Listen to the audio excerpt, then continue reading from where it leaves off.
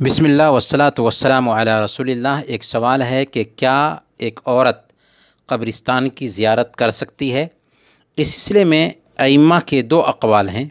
شیخ البانی رحمۃ اللہ علیہ نے احکام الجنائز جو ان کی کتاب ہے اس میں یہ واضح کیا ہے کہ عورت کے لیے قبرستان کی زیارت جائز ہے، لیکن چند شرطوں کے ساتھ۔ پہلی شرط یہ کہ مردوں کے ساتھ اختلاط نہ ہو اور بے پردگی کا مظاہرہ نہ ہو۔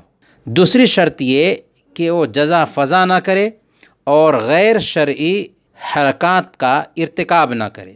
اور انہوں نے بہت ساری دلیلیں دی ہیں، ان میں سے ایک دلیل وہ ہے جو صحیح بخاری اور مسلم میں آئی ہے کہ اللہ کے نبی صلی اللہ علیہ وسلم نے ایک عورت کو دیکھا، وہ قبر پر بیٹھی ہوئی تھی کیونکہ اس کا بیٹا مر گیا تھا، تو آپ نے فرمایا کہ اتق اللہ واصبری، کہ اللہ سے ڈرو اور صبر کرو۔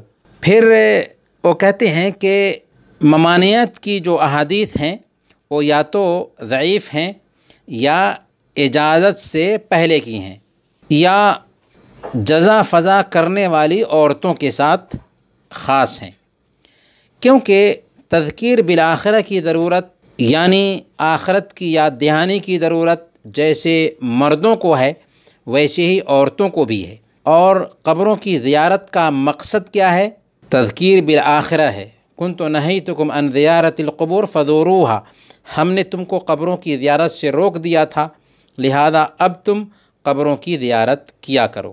تو شیخ البانی رحمۃ اللہ علیہ اور دوسرے اہل علم کا کہنا ہے کہ ان شرطوں کے ساتھ قبروں کی زیارت جائز ہے، جبکہ دیگر اہل علم کا کہنا ہے کہ عورتوں کے لیے قبروں کی زیارت ناجائز ہے، اور ان کی دلیل ہے لعن اللہ زوارات القبور، اللہ کے نبی صلی اللہ علیہ وسلم نے قبروں کی زیارت کرنے والی عورتوں پر لعنت بھیجا ہے۔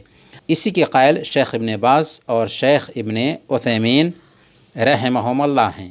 ان کا کہنا ہے کہ چونکہ عورت نرم دل کی ہوتی ہے، کمزور طبیعت ہوتی ہے، کمزور ارادے کی ہوتی ہے، شدید جذبات کی حامل ہوتی ہے، اس لیے قبرستان میں جائے گی تو وہ جزا فضا کرے گی اور غیر شرعی اعمال کا ارتکاب کرے گی۔